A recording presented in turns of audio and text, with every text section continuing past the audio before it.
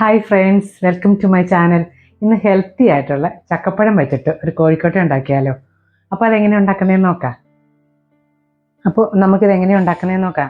ആദ്യമേ നമുക്ക് ചക്കപ്പഴം ഒന്ന് വേവിച്ചെടുക്കണം. ഞാനിവിടെ കൂഴിച്ചക്ക എടുത്തേക്കുന്നത്. നമുക്ക് വരിക്കച്ചക്ക ആണെങ്കിലും ഉണ്ടാക്കാം. ഇപ്പം എനിക്ക് കൂഴിച്ചക്ക കിട്ടിയേക്കുന്നത്, അതുകൊണ്ട് ഞാൻ കൂഴിച്ചക്ക എടുത്തേക്കുന്നത്. ഏത് ചക്കയാണെങ്കിലും നമ്മൾ ആദ്യം ചെറുതായിട്ടൊന്ന് വേവിച്ചെടുക്കണം. ഇപ്പം ഞാനിവിടെ ചക്ക വേവിച്ചെടുക്കാൻ പോവുക. ഞാൻ തീ കത്തിച്ചിട്ടില്ല. ഇതിലേക്ക് കുറച്ച് വെള്ളമോടെ ഒഴിച്ച് നമുക്കിതൊന്ന് വേവിച്ചെടുക്കാം. തീ കത്തിക്കാം. ഇത് മൂടി വെച്ച് വേണം നമുക്ക് വേവിക്കാനായിട്ട്. അപ്പോൾ ഇതിവിടെ ഇരുന്ന് വേവട്ടെ. ഇത് വേവണ നേരത്തിന് നമുക്ക് ഇതിൻ്റെ ഉള്ളിൽ ഫില്ല് ചെയ്യാനുള്ള ശർക്കര തേങ്ങയും കൂടെ നമുക്ക് മിക്സ് ചെയ്ത് വെക്കാം. ഏകദേശം 1 കപ്പോളം തേങ്ങ ചിരണ്ടിയതെടുത്തിട്ടുണ്ട്. ഇതിനകത്തേക്ക് ഞാനൊരു 1/4 കപ്പ് ശർക്കര ചെയ്തിടുക. കാരണം ഇത് നമുക്ക് ചക്കപ്പഴത്തിനും മധുരമുണ്ട്, പിന്നെ ഈ ശർക്കരയുടെ മധുരവും കൂടെ ആകുമ്പോൾ ഒരുപാട് മധുരമാകും. അതുകൊണ്ട് ഞാൻ കുറച്ച് ശർക്കര ഇവിടെ എടുക്കുന്നത്. പിന്നെ ഇത് നമുക്ക് വിളയിക്കുകയൊന്നും വേണ്ട. നമ്മൾ സാധാരണ കോഴിക്കോട്ടയൊക്കെ ഉണ്ടാക്കുമ്പോൾ വിളയിച്ചിട്ടല്ലേ ഉള്ളിൽ വെക്കുന്നത്. ഇത് നമ്മളിങ്ങനെ ഈ ചിരണ്ടിയ തേങ്ങയ്ക്കകത്തേക്ക് ശർക്കര ചീകിയിട്ടിട്ട് നമ്മൾ ഇളക്കി വെച്ചാൽ മതി. ഇനി ഇതിലേക്ക് കുറച്ച് ഏലക്ക പൊടിച്ചത് ചേർക്കാം. ഒരു 1/4 ടീസ്പൂണോളം ഏലക്ക പൊടിച്ചത് ചേർത്തു. ഇനി ഒരു 1/4 ടീസ്പൂണിൽ താഴെ ജീരകം പൊടിച്ചത് ചേർക്കാം. ഇനി ഇതെല്ലാം കൂടെ നന്നായിട്ടൊന്ന് ഇളക്കി നമുക്ക് മാറ്റി വയ്ക്കാം. സാധാരണ നമ്മൾ കോഴിക്കോട്ട ഉണ്ടാക്കുന്നതിനെ പോലെ തന്നെയാണ് ഇതുണ്ടാക്കുന്നത്. അപ്പോൾ കോഴിക്കോട്ടനേക്കാൾ ഇതിന് ഡിഫറെൻ്റ് ആയിട്ടൊരു ഫ്ലേവർ ആവുമെന്ന് മാത്രം. ചക്കപ്പഴത്തിൻ്റെ ഒരു ഫ്ലേവർ ആയിരിക്കും ഇതിന് കിട്ടുന്നത്. അപ്പം സാധാരണ കോഴിക്കോട്ട തിന്നുന്നവർക്കൊരു ഡിഫറെൻ്റ് ആയിട്ട് ചക്കപ്പഴം വെച്ചിട്ടൊരു കോഴിക്കോട്ട ഉണ്ടാക്കി കഴിക്കാം. അതുപോലെ തന്നെ ഹെൽത്തിയുമാണ്. നമുക്ക് ഇപ്പോൾ എല്ലായിടത്തും ചക്കപ്പഴം കിട്ടുമല്ലോ. അപ്പോൾ അത് വെച്ചിട്ട് ഇങ്ങനെ ഒന്ന് ഉണ്ടാക്കി നോക്കാം. അപ്പോൾ ഇതായിട്ടുണ്ടാവും. ഒരു 6-7 മിനിറ്റ് മതി. തീ കുറച്ചിട്ടിട്ട് വേണം വേവിക്കാൻ. അത് ഞാൻ പറയാൻ മറന്നുപോയി. ഇതായിട്ടുണ്ട്. ഇതൊന്ന് ഉടച്ചെടുക്കണം. ആ വെള്ളം ഒന്ന് ഇതിനകത്തേക്ക് പറ്റി വരണം. വരിക്കച്ചക്കയാണെങ്കിൽ മിക്സിയിൽ നമ്മൾ അടിച്ചെടുക്കണം. ഇതിപ്പോൾ കൂഴിച്ചക്ക ആയതുകൊണ്ടാണ് ഞാനിങ്ങനെ തവി കൊണ്ട് ഉടച്ചെടുക്കുന്നത്.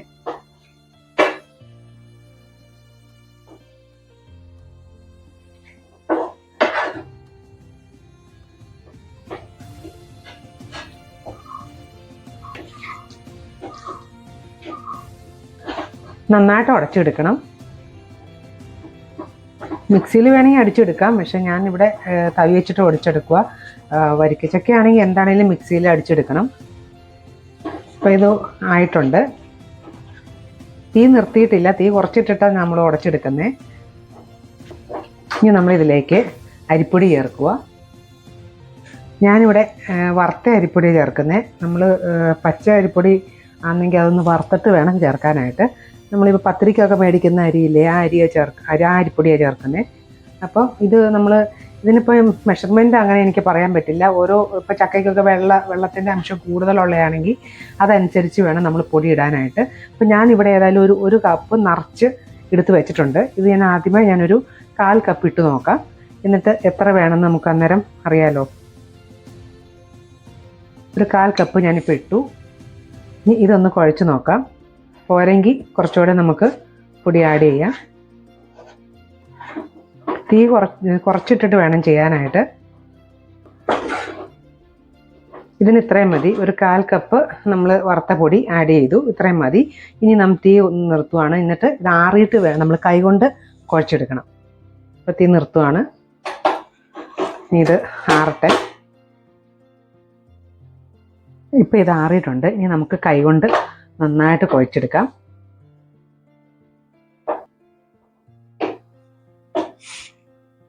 ഇത്രയും മതി. ഇനി നമുക്കിത് കോഴിക്കോട്ട ഉണ്ടാക്കുന്ന പോലെ ഉണ്ടാക്കാം. ഓരോരോ ഉരുളകളാക്കിയിട്ട് നമുക്കതിനകത്ത് നമ്മൾ ആദ്യം മിക്സ് ചെയ്ത് വെച്ച് തേങ്ങയും ശർക്കരയുടെ ഫില്ല് വെച്ച് നമ്മളത് കോഴിക്കോട്ടയാക്കി എടുക്കുക ചെയ്യുന്നത്. അപ്പോൾ അതെങ്ങനെ ഉണ്ടാക്കുന്നതെന്ന് നോക്കാം. ഏകദേശം ഈ ഒരു വലുപ്പത്തിൽ നമ്മൾ എടുക്കുക. കൈ ചെറുതായിട്ടൊന്ന് നനച്ചു കൊടുക്കണം.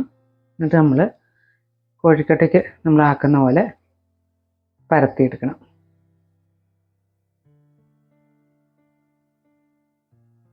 ഇനി നമുക്കിതിലേക്ക് ഫില്ലിങ് വെച്ച് കൊടുക്കാം.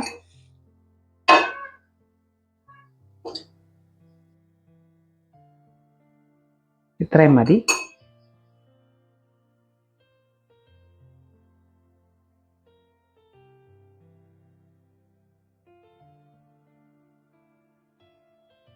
അടുത്തത് ഇതുപോലെ എടുക്കുക. കൈ ചെറുതായിട്ടൊന്ന് നനച്ചു കൊടുക്കുക. എന്നിട്ട് നമ്മൾ ഇതുപോലെ തന്നെ പരത്തി ഇതുപോലെ എടുക്കുക. ഫില്ലിങ് വെച്ച് കൊടുക്കുക.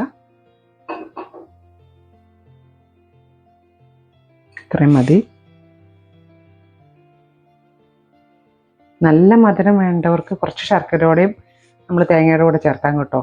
ഇതിപ്പം അത്യാവശ്യത്തിന് മധുരം ഉണ്ടാവും ഇങ്ങനെ ചേർത്താലും. പിന്നെ നല്ല നന്നായിട്ട് മധുരം ആവശ്യമുള്ളവർക്ക് കുറച്ചുകൂടെ ശർക്കര ചേർക്കാം. അപ്പം ഇങ്ങനെയെല്ലാം ഉരുട്ടിയിട്ട് വരാം. അപ്പം ഞാനെല്ലാം ഉരുട്ടി കോഴിക്കോട്ട പോലെ ആക്കി എടുത്തിട്ടുണ്ട്. ഇനി നമുക്കിത് സ്റ്റീം ചെയ്യണം. അപ്പം നമ്മൾ അപ്പച്ചമ്പ് അടുപ്പിൽ വെച്ചിട്ട് നമ്മളിത് സ്റ്റീം ചെയ്തെടുക്കാം. ഇപ്പം ഞാൻ അപ്പച്ചമ്പ് അടുപ്പിൽ വെച്ചിട്ടുണ്ട്. ഇനി ഞാനിത് ഓരോന്ന് അതിൽ പറക്കി വയ്ക്കാൻ പോവാം. ഇത് പെട്ടെന്ന് ഉണ്ടാക്കിയെടുക്കാം. നമ്മൾ ഈ ചക്കയൊക്കെ വേവിച്ച് ഫ്രിഡ്ജിൽ വയ്ക്കുകയാണെങ്കിൽ കുറച്ചെടുത്തിട്ട് അതിനകത്തേക്ക് വറുത്ത അരിപ്പൊടിയും കൂടി എടുത്ത് മിക്സ് ചെയ്താൽ നമുക്ക് പെട്ടെന്ന് ഉണ്ടാക്കിയെടുക്കാം. ഇത് 4 മണിക്ക് ചായയുടെ കൂടെയൊക്കെ കഴിക്കാൻ നല്ല അടിപൊളി സാധനം ഇത്. ഇനി നമ്മളിത് ഒരു 7 മിനിറ്റ് ഇത് ആവിയിൽ വേവട്ടെ. ഇപ്പം ഇതായൊന്ന് തുറന്ന് നോക്കാം. ഇതിപ്പോൾ ഞാൻ വെച്ചിട്ട് 7 മിനിറ്റ് കഴിഞ്ഞു. തീ ഒന്ന് കുറച്ചിടാം. അപ്പോൾ ഇതായിട്ടുണ്ട്.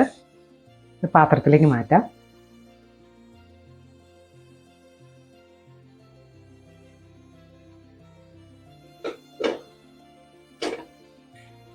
ഇത് നേരത്തെ ഇപ്പം ഇത് ആറിയിട്ടുണ്ട്. ഇത് ഞാനൊന്ന് കട്ട് ചെയ്ത് കാണിക്കാം.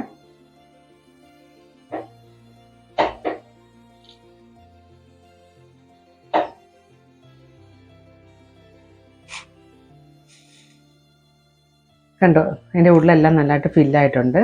അതുപോലെ തന്നെ ടേസ്റ്റിയുമായത് ചക്കയുടെ. അതുപോലെ ചക്കയുടെ ചക്കപ്പഴത്തിൻ്റെയും പച്ചച്ചക്കയുടെയും പല വിഭവങ്ങൾ ഞാൻ വീഡിയോ എടുത്തിട്ടുണ്ട്. അപ്പോൾ അത് ഓരോ പ്രാവശ്യമായിട്ട് അപ്ലോഡ് ചെയ്യുന്നതാണ്. അപ്പോൾ എല്ലാവരും എൻ്റെ ചാനൽ സബ്സ്ക്രൈബ് ചെയ്യാനും ലൈക്ക് ചെയ്യാനും ഷെയർ ചെയ്യാനും മറക്കരുത്. Thank you. God bless you.